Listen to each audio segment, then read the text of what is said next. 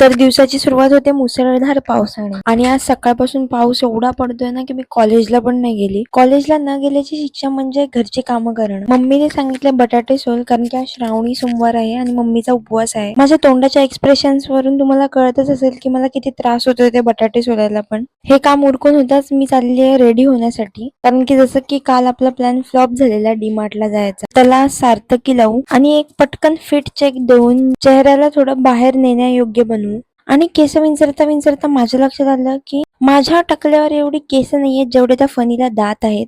नवीन hairstyle तर आपल्याला जमत नाही आणि माझी केस तेवढी गुणाची पण नाहीत की एखादी सुंदर हेअरस्टाईल केली आणि ती दिवसभर एकदम छान राहिली. तर आपली रोजची तीच हेअरस्टाईल बांधूया आणि लावू थोडंसंच ब्लश, कारण की ते जास्त लावलं ना की असं वाटतं कोणतरी धडाधड चापट्या मारल्यात तोंडावर. गालावर लावल्यावर नाकावर लावणं इज मॅन्डेटरी. चेहऱ्यावर टॅनिंग एवढी झाली आहे ना की तो ब्लश दिसेनासा झालाय. रेडी झाल्यावर सर्वात आधी बुक केली ओला, कारण की ती मॅन्डेटरी आहे. तर आज पाऊस पण एवढा पडतोय ना की गाड्या बदलत जायचं अजिबात मन नाहीये माझं. आणि आज पण काल सारखाच गेम झालाय, ओलाच बुक होत नाहीये. शेवटी कंटाळून दुसऱ्या डीमार्टचं लोकेशन टाकलंय आणि तिकडे जायला निघालो. पाऊस काय आज कमी व्हायचं नाव नाही घेत अजिबात. प्रत्येक वेळी मी आणि मम्मी आम्ही दोघीच जणी डीमार्टला जातो, पण यावेळी ताई पण निघाली आमच्यासोबत. कसं बस शेवटी पावसातून त्या डीमार्टला पोहोचलो आणि आतमध्ये एंट्री करतात सर्वात आधी स्वतःच्या खायच्या पियाच्या गोष्टी बघायला सुरुवात केली. मम्मीला माहितीये हिला जर अशीच सोडली ना तर ही अख्ख्या चॉकलेट गोळ्या रिकामा करेल त्या ट्रॉलीमध्ये. त्यामुळे मला ठेवले सामानावर लक्ष देण्यासाठी आणि ताईला लावले वजन करण्यासाठी लाईन मध्ये. आणि जराशी दृष्टी इकडे टाका,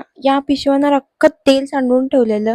लोक कसे सामान खरेदी करतात ना काहीच समजत नाही. ट्रॉली हातात असूनही मी 2-3 गोष्टींवर हात साफ केलाच. आणि आता घेऊयात सर्वात महत्वाची गोष्ट जी माझ्या साथीदाराला खूप प्रिय आहे, ती म्हणजे चॉकलेट. आणि हा साथीदार म्हणजे बॉयफ्रेंड नव्हे, माझी लो शुगर जी की रुसली की गोड खाल्ल्याशिवाय पर्याय नसतो. आणि हा क्लेचर ना सध्या ट्रेंडिंग आहे, मी बहुतेक जणांच्या डोक्याला बघितलंय. आणि सगळे ट्रेंड फॉलो करतात आणि आपण नाही करायची, चांगलं नाही वाटत.